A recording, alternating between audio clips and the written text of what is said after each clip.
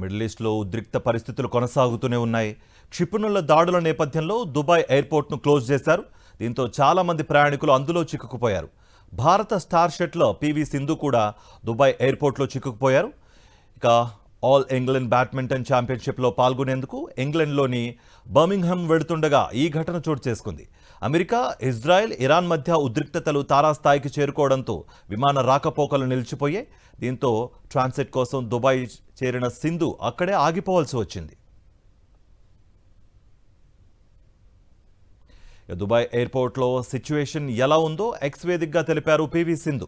ప్రస్తుతం ఇక్కడ జరుగుతున్న పరిణామాలు చూస్తుంటే ఏమీ అర్థం కావడం లేదని, తన కళ్ల ముందే ఆకాశంలో క్షిపణి దాడులు, పేలుళ్ల శబ్దాలు వింటుంటే వెన్నులో వణుకు పుడుతోందన్నారు. సోషల్ మీడియాలో వార్తల్లో వస్తున్న భయానక వీడియోలు చూస్తుంటే గుండె తరుక్కుపోతోందని ఆవేదన వ్యక్తం చేశారు. దుబాయ్ అంటే ఎంతో ఇష్టమని, ఎప్పుడూ ప్రశాంతంగా ఎంతో సేఫ్గా ఉండే ఈ నగరంలో ఇలాంటి యుద్ధ వాతావరణం చూస్తానని కలలో కూడా అనుకోలేదన్నారు. ఇక తన క్షేమ సమాచారం కోసం ఆరా తీస్తూ మెసేజ్లు చేసిన ప్రతి ఒక్కరికి ధన్యవాదాలు తెలిపారు పివి సింధు.